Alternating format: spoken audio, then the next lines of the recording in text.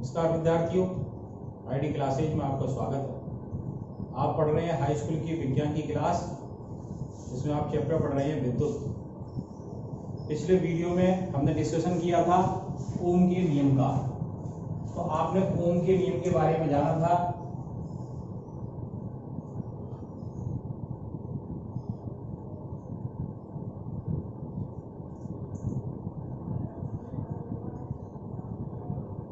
तो क्या समझा था आपने ओम के नियम? आपने देखा था कि जब आप किसी परपथ में विभवांतर बढ़ाते जाएं, यानी सेलों की संख्या बढ़ाते गए, तो उसी अनुपात में धारा भी बढ़ती है। यानी बी और आई का अनुपात नियत रहता है। ये ओम का नियम में आया था। क्या रहता है? बी अपॉन आई बराबर नियतांक।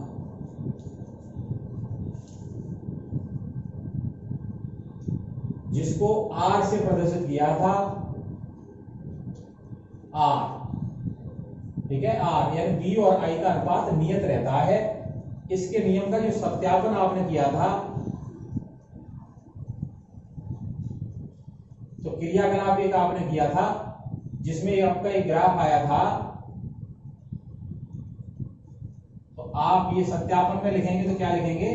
सत्यापन में आपने एक V लिया था, एक I लिया था, और कोई पैमाना मानेंगे आप। एक मान लो मैंने एक अंदाज से ले लिया 2, 3, 4 एम्पियर की धारा है, और विभवांतर भी इसी तरह मैंने ले लिया 1 वोल्ट, 2 वोल्ट, 3 वोल्ट और 4 वोल्ट। और इस पर अगर आपने कोई ग्राफ खींचा था, मान लिया अगर आपने विभवांतर 1 वोल्ट दे रखा है और धारा 1 आती है, तो उसका प्रतिरोध 1 होगा, तो उसका प्रतिरोध हर जगह 1 ही आएगा। यानी कि धारा अगर 2 हो गई तो विभवांतर भी उसमें निश्चित रूप से 2 होगा। तो इस तरह से एक सीधी रेखा आती है। इस तरह से क्या आती है? एक सीधी रेखा आती है ना? ये R बराबर B बटे I के लिए एक ग्राफ में आता है। ये सत्यापन इस तरह से आपने किया था। तो सत्यापन भी पेपर में पूछ लेता है। ओम के नियम का सत्यापन भरना है तो आप विभिन्न परीक्षण लेंगे, विभिन्न विद्युत ये विभव लेंगे, आप विभवांतर जो लेंगे वो भिन्न भिन्न लेंगे, अलग अलग, और उसको क्या करेंगे? उससे फिर धारा उसमें नापेंगे। तो अमीटर में कितनी धारा आ रही है, तो आप देखेंगे बी और आई का अनुपात नियत रहता है। ये सब पिछली वीडियो में आपने पढ़ा था। तो यहाँ एक शब्द आ गया जो आर क्या है। यहाँ आर क्या है? विद्युत प्रतिरोध। आर को क्या बोलते हैं? विद्युत प्रतिरोध।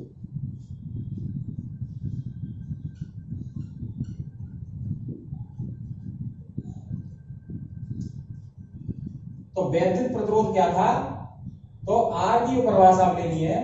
यहाँ ओम के नियम में तो आप क्या बताएंगे? एक प्रयोग द्वारा आप जो बताएंगे कि विभवांतर और धारा का अनुपात नियत रहता है, वो नियतांक है। वो नियतांक मान हमने आर माना है।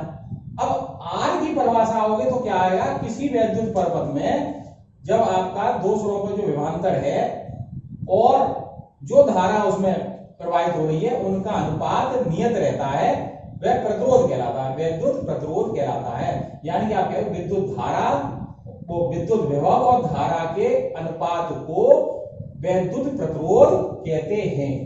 विद्युत प्रतिरोध कहते हैं। यहां एक चीज और बताई थी आपको कि ये जो R है, प्रतिरोध है, किस पर निर्भर करता है ना? ये क्या बताया था? भौतिक अवस्था परिवर्तित ना हो। क्या था? भौतिक अवस्था परिवर्तित ना हो।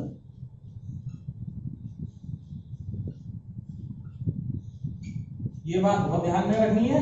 भौतिक अवस्था परिवर्तित ना हो।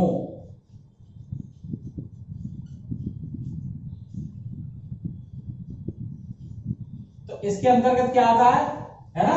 एक तो लंबाई में परिवर्तन ना हो, लंबाई है ना? दूसरा परिच्छेद क्षेत्रफल है, अनुप्रस्थ काट का क्षेत्रफल या परिच्छेद क्षेत्रफल है, इसमें परिवर्तन ना हो, है ना? तीसरा चालक की प्रकृति में परिवर्तन ना हो। ऐसा नहीं है एक कॉपर का ले दिया, दूसरी बार उतनी ही लंबाई का, उतना ही क्षेत्रफल का आपने कोई लोहे का ले लिया, कुछ ले लिया, तो बदल जाएगा, है ना, तो प्रतिरोध बदल जाएगा, प्रकृति में परिवर्तन ना हो। और चौथा बताया था ताप में परिवर्तन ना हो, इस समय क्या है, परिवर्तन ना हो, क्या होना चाहिए, परिवर्तन नहीं हो, तब क्या होता है, V और I नियत रहता है। तो R क्या कहलाता है, R बराबर V और I के अनुपात को प्रतिरोध कहते हैं, वैद्युत प्रतिरोध कहते हैं। इतना सब कुछ आपने पढ़ लिया था। अब यहां से आगे बढ़ते हैं।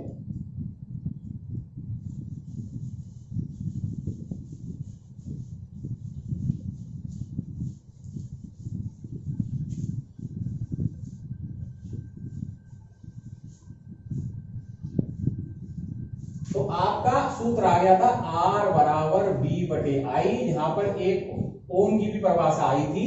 अगर V 1 वोल्ट हो, V कितना हो, 1 वोल्ट हो, और धारा 1 एम्पियर हो,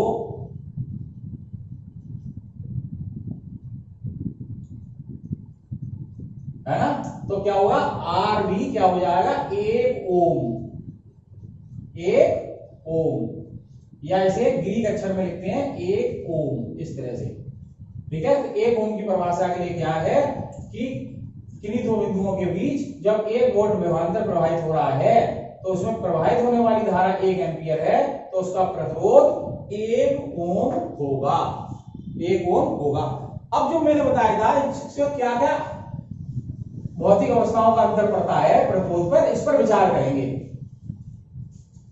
तो आप लोग ये समझेंगे, जैसा कि बताया था कि जब विद्युत धारा कब प्रवाहित होती है, इलेक्ट्रॉन के प्रवाह के कारण। और इलेक्ट्रॉन का जब प्रवाह होता है तो क्या होता है, वो जो अपने परमाणु में इलेक्ट्रॉन जो गति करते हैं, तो अपने परमाणु से टकराते हैं, तो उनको रुकावट पैदा होती है, वो स्वतंत्रतापूर्वक गति नहीं कर पाते हैं, तो एक रुकावट पैदा होती है। उस रुकावट के लिए उन्हें जो कार्य करना पड़ता है, ऐसा कई बार आपका डिस्कशन विद्युत आवेश से लेके विद्युत विभव तक चले थे। अब यहां पर जो आ रहे हैं, जो रुकावट है वही क्या है, प्रतिरोध है, रुकावट है वो प्रतिरोध है। तो हम कहते हैं प्रतिरोध किस किस पर निर्भर करते हैं, प्रतिरोध की निर्भरता या प्रतिरोध पर निर्भर करने वाले कारक।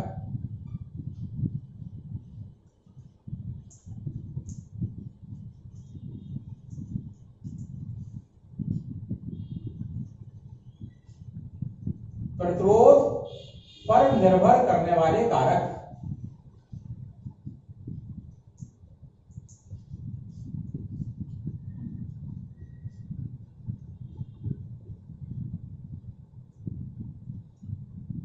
या प्रतिरोध किस पर निर्भर करता है ना, प्रतिरोध पर निर्भर करने वाले कारक क्या हैं। सबसे पहले बात करते हैं, हम लंबाई पर करते हैं।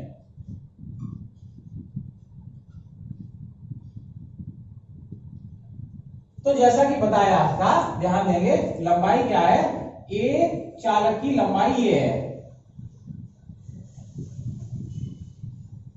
ए बी एक चालक की लंबाई है, ये चालक है कोई। अब यदि इसी एक ही पदार्थ की इसकी लंबाई हमने बढ़ा दी,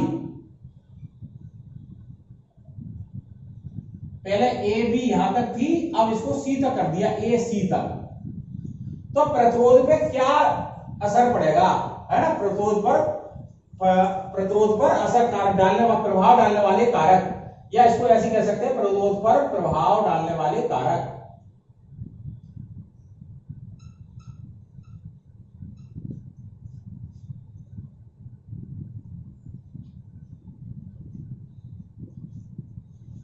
इस तरह से प्रतिरोध पर क्या प्रभाव डालेंगे कारक। तो आपने ये लंबाई बढ़ा दी, ठीक है, तो क्या होगा, ध्यान दीजिए कि जब इलेक्ट्रॉन, जो विद्युत धारा बह रही है, इलेक्ट्रॉन की प्रवाह हो रहा है, तो यहां जो अपने परमाणु से इलेक्ट्रॉन जब टकराता है, तो जो रुकावट पैदा होती है ना, रुकावट, तो उसे क्या है, ए और बी के बीच में कम रुकावट है, यहां क्या है, कम रुकावट।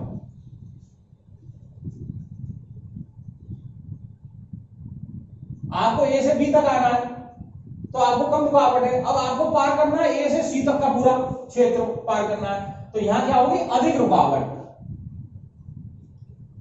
अधिक रुकावट। और ये रुकावट ही क्या होता है, प्रतिरोध होता है ना। यानी कि लंबाई बढ़ाने पर प्रतिरोध बढ़ेगा, रुकावट बढ़ेगी, प्रतिरोध रुकेगा, बढ़ेगा। तो नंबर 1 लंबाई का कार्य क्या है, लंबाई बढ़ाने पर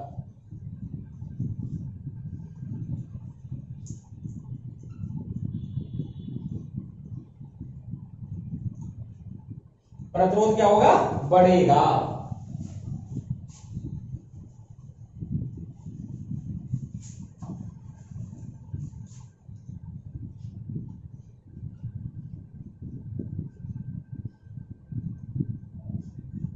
तो रीजन समझ में आ गया क्यों बढ़ेगा, लंबाई बढ़ेगी, उसे बहुत ज्यादा पथ पार करना है, तो बीच की सब रुकावट पार करनी है, तो क्या रुकावट ज्यादा है इसलिए प्रतिरोध बढ़ेगा।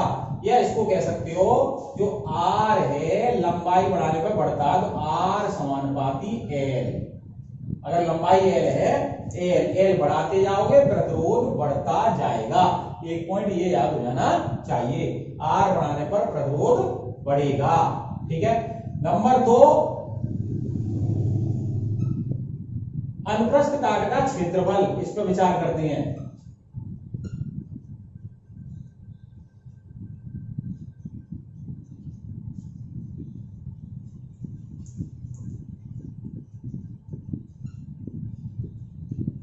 तो देखिए विचार करिए, पहले इलेक्ट्रॉन जो था वो मान लो इसमें से जा रहे थे,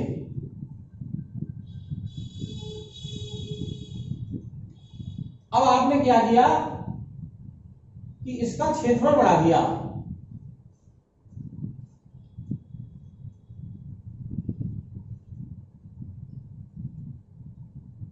अब इसमें से जा रहे हैं। इसको ऐसे समझिए आप कि आपको कहीं 20 लोगों को प्रवेश करना है और कहीं पर गेट है बहुत छोटा सा गेट है। अब 20 लोग उस गेट में प्रवेश करेंगे तो क्या होगी, ढक्कम ढुक्का होगी, क्या होगा, आपस में करंट प्रतिरोध उत्पन्न होगा। अगर आपका क्षेत्रफल कम है तो प्रतिरोध अधिक होगा, ठीक है ना। और आपने गेट बड़ा कर रखा है और 20 ही लोग निकलने हैं, तो 20 लोग बड़े आराम से निकल जाएंगे। तो ऐसे ही यहां समझना है, जब आपका अनुप्रस्थ क्षेत्रफल मतलब कम है, अनुप्रस्थ काट का क्षेत्रफल कम है, तो इलेक्ट्रॉन आसानी से प्रवाह हो जाएगा, रुकावट कम होगी।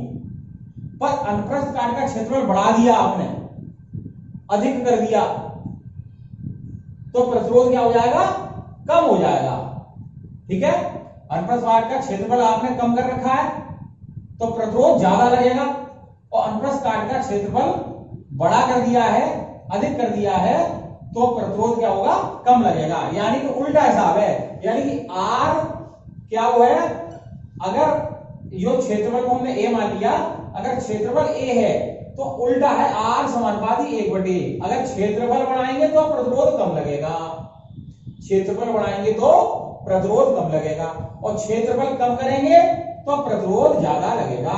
इसलिए आर समानुपाती 1/a होता है, ये आपको ध्यान रखना है।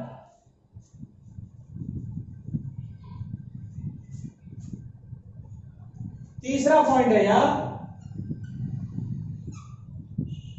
चालक की प्रकृति, चालक तार जो भी है, चालक की प्रकृति।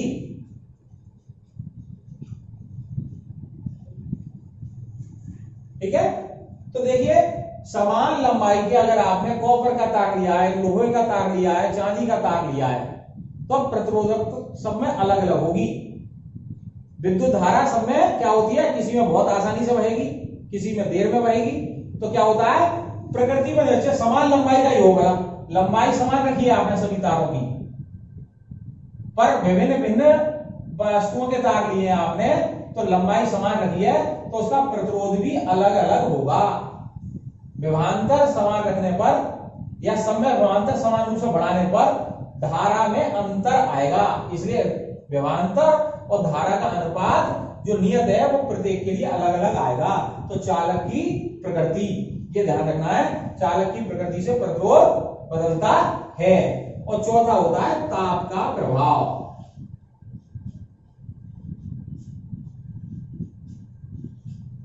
तो यही परिभाषा में लिखना पड़ा था ओम के नियम में, या वैद्युत प्रपथ की परिभाषा लिखेंगे कि चालक की भौतिक अवस्थाएं ना बदली जाएं तो V और I के अनुपात को प्रतिरोध कहते हैं। तो ये चार चीज इसमें ध्यान देनी है। इसमें अब हमने ये मान लिया एक है, फर्स्ट है ये और ये सेकंड है, और फर्स्ट और सेकंड को मिलाने पर क्या होगा, फर्स्ट तथा सेकंड से R समानुपाती L अपॉन A आ जाएगा, R समानुपाती L अपॉन A। ठीक है, तो अब समानुपात का चिन्ह हटाएंगे तो कोई नियतांक लगाते हैं, R बराबर कोई नियतांक लगाएंगे रो।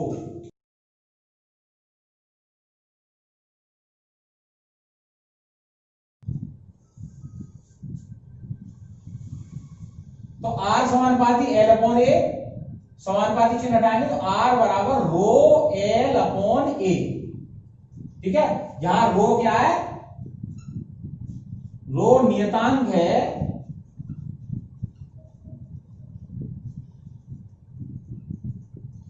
जिसे विशिष्ट प्रतिरोध कहते हैं।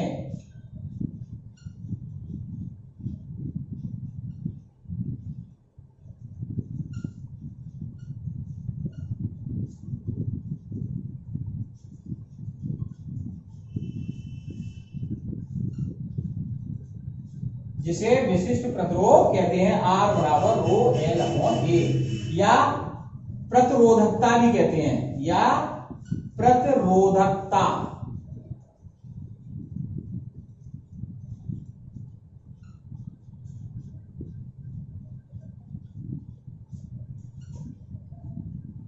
अब इसका सूत्र याद रहना चाहिए, R बराबर रो L अपॉन A। ठीक है, अब रो क्या है, यहां से अगर रो निकालेंगे तो R गुणा A बराबर रो इंटू L, या रो बराबर निकालेंगे तो R गुणा A अपॉन L। तो रो का मात्रक लेंगे, रो का मात्रक तो क्या आ जाएगा, R का ओम गुणा इसका मीटर स्क्वायर वर्ग मीटर और इसका मीटर, तो 1 मीटर कट जाएगा तो इसका मात्रक आएगा ओम मीटर, ओम मीटर। ये ध्यान रखना है रो का मात्रक। तो आप आज समझ गए विशिष्ट प्रतिरोध के बारे में।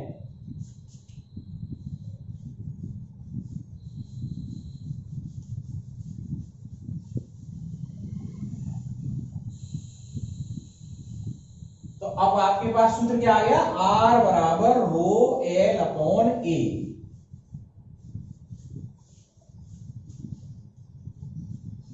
तो इससे संबंध आगे न्यूमेरिकल भी करेंगे, R बराबर रो L अपॉन A, एक सूत्र आ गया ये। अब इसके संबंधित क्रियाकलाप पर बातचीत करते हैं।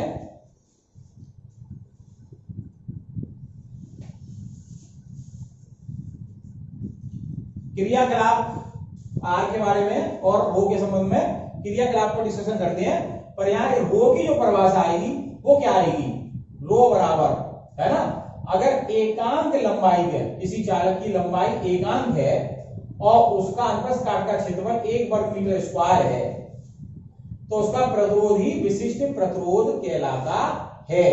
तो इसकी परिभाषा सूत्र से आप बना सकते हैं, क्या कर सकते हैं, सूत्र से बना सकते हैं। तो क्या कह सकते हैं, किसी पदार्थ का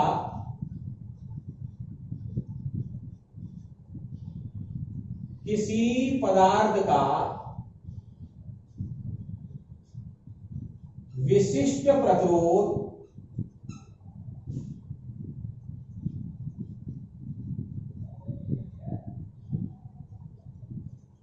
तो किसी पदार्थ का विशिष्ट प्रतिरोध क्या होगा, परिभाषा से बनाइए, सूत्र से बनाइए। L बराबर आपने 1 कर दिया और A बराबर आपने 1 कर दिया, तो क्या कहेंगे, उस पदार्थ के 1 मीटर लंबे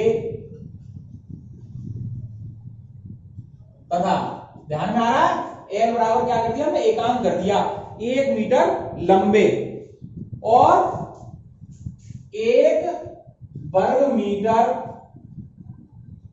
अनुप्रस्थ काट के क्षेत्रफल वाले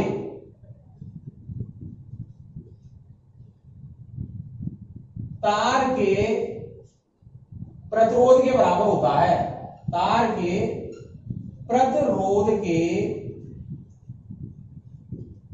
बराबर होता है।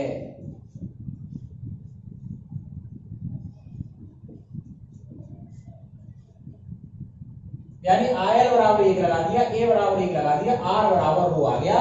तो आपकी जो परिभाषा क्या आ गई, किसी पदार्थ का विशिष्ट प्रतिरोध उस पदार्थ के 1 मीटर लंबे तथा 1 वर्ग मीटर बस काट के क्षेत्रफल वाले तार के प्रतिरोध के बराबर होता है ना। और मात्रक इसका बता दिया था, मात्रक ओम मीटर है। विशिष्ट प्रतिरोध का मात्रक ओम मीटर।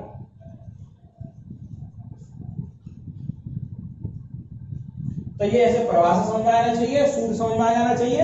ये सूत्र के आधार पर न्यूमेरिकल होंगे। अब क्रियाकलाप के बारे में डिस्कशन करते हैं।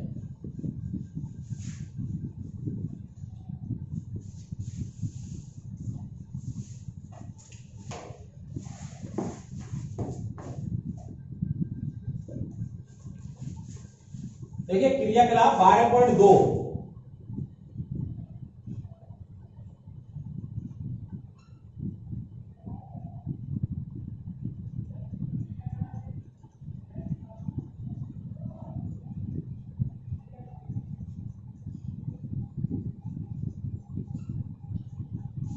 देखिए बता रहे हैं, एक नाइक्रोम का तार, एक टार्च बल्ब और एक 10 वाट का बल्ब तथा 1 अमीटर, एक प्लग कुंजी तथा संयोजी तार लिए। 4 शुष्क सेल 1.5 वोल्ट के लिए श्रेणी क्रम में अमीटर में से संयोजित करके 12.4 में दिखाए अनुसार परपथ में एक अंतराल एक्स वाई छोड़कर एक परपथ बनाइए। तो एक परपथ है ये एक्स है या अमीटर लगा है, तो ये धन ये ऋण,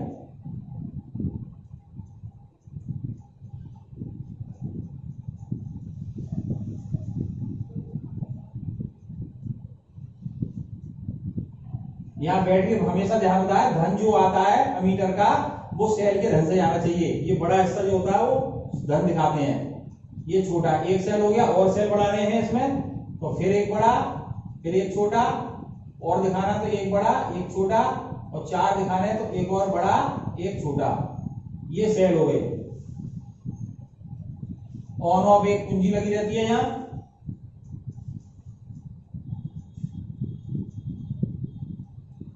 ये बाई बिंदु है, ये खाली छोड़ दिया है, और धारा आई बह रही है धन से, इसमें जाती है धारा, और धारा आई बह रही है।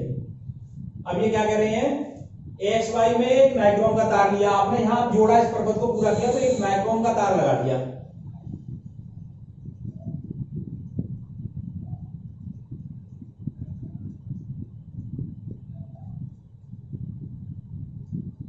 एक्स वाई में नाइक्रोम का तार जोड़कर परपथ को पूरा कीजिए, कुंजी लगाइए, अमीटर का पाठ्यांक नोट करिए। आपने क्या किया, यहां कोई नाइक्रोम का तार लगा दिया। पहली स्थिति में एक नाइक्रोम का तार जोड़ दिया और अमीटर का पाठ्यांक जोड़ दिया। फर्स्ट क्या है आपका, आपने इसमें निक्रोम का तार जोड़ दिया है, और आपको बताना है अमीटर का पाठ्यांक।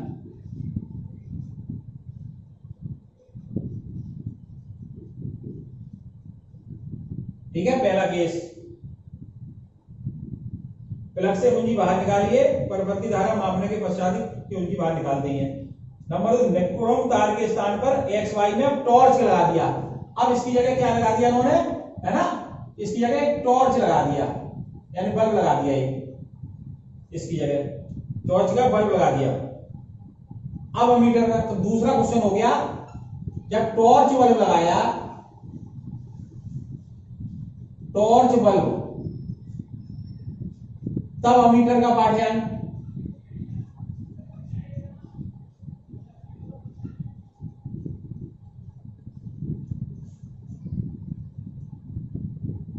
अब एक्स वाई में विभिन्न अवयवों को जोड़ दिया, अन्य तार जोड़ दिया, कोई निक्रोम के अलावा अन्य तार, तो अमीटर का पाठ्यांक बताना है।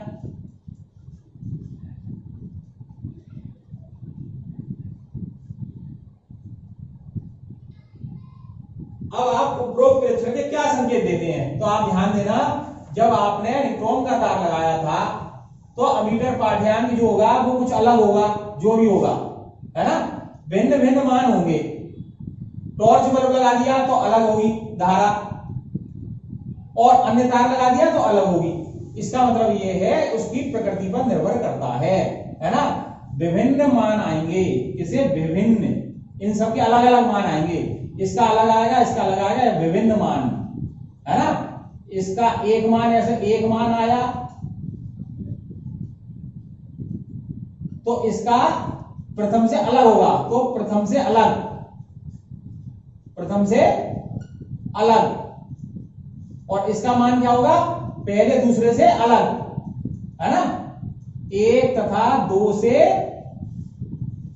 भिन्न मान आएगा, भिन्न मान, एक तथा दो से भिन्न मान आएगा। यानी प्रेक्षण आप देखेंगे, प्रयोग करेंगे तो क्या आएगा, किसकी प्रकृति पर निर्भर करता है, प्रकृति बदल देंगे, है ना, पाठ्यांक बदल जाएगा, है ना। प्रकृति, इसका निष्कर्ष निकल हुआ, प्रकृति यानी चालक की प्रकृति, चालक की प्रकृति बदलने पर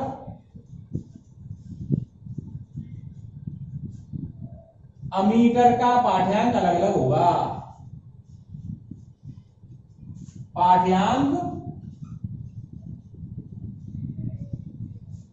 अलग अलग होगा, भिन्न भिन्न होगा।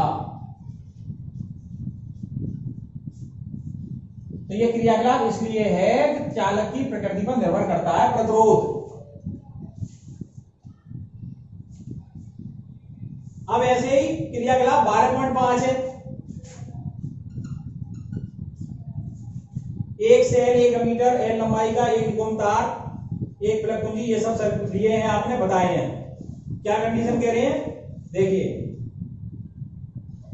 ये सब जोड़ के प्लग में कुंजी लगाइए, अमीटर में विद्युत धारा नोट कीजिए। अब ये कह रहे हैं जो नंबर 1 में लगा हुआ है, सबसे पहले लगा हुआ है तार, इसमें निक्रोम तार को अन्य निक्रोम तार से प्रतिस्थापित कर दिया, जिसकी मोटाई समान परंतु लंबाई दुगनी।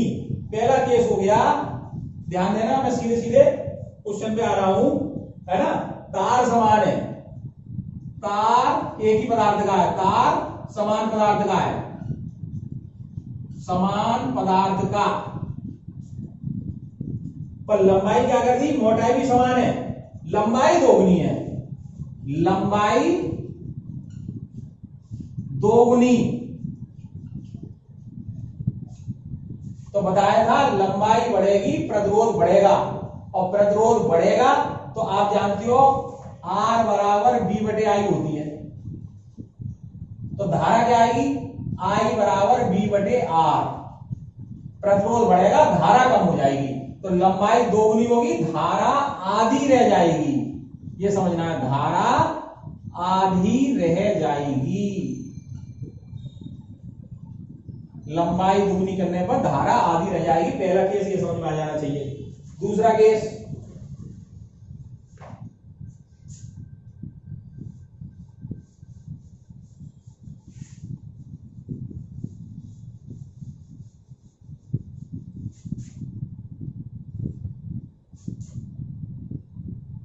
तो पहला हो गया, दूसरा कह रहे हैं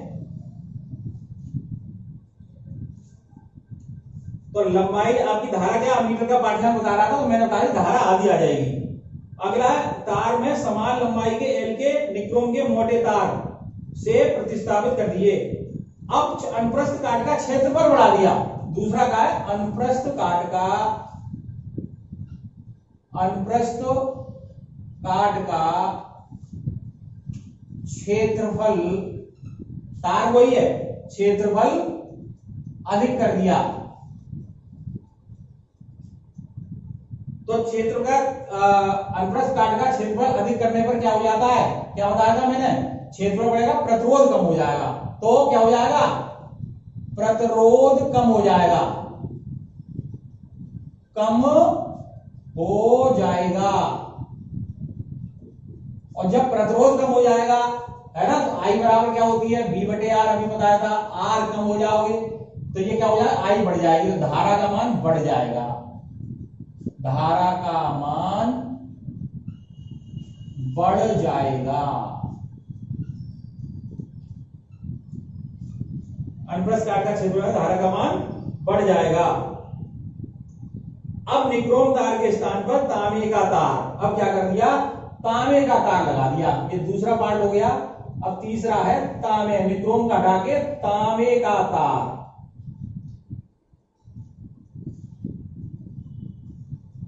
और प्रकृति पर निर्भर करता है। इससे क्या होगा, ये लंबाई बराबर है, अनुप्रस्थ काट का क्षेत्रफल भी बराबर है, लंबाई वही निक्रोम के बराबर है, लंबाई बराबर है, क्षेत्रफल बराबर है। तो क्या, पर धारा का मान अलग आएगा, है ना, धारा का मान अलग, निक्रोम वाले तार से अलग आएगा। धारा का मान निक्रोम, यानी फर्स्ट कंडीशन जो थी, निक्रोम वाले तार के वाले तार से भिन्न आएगा।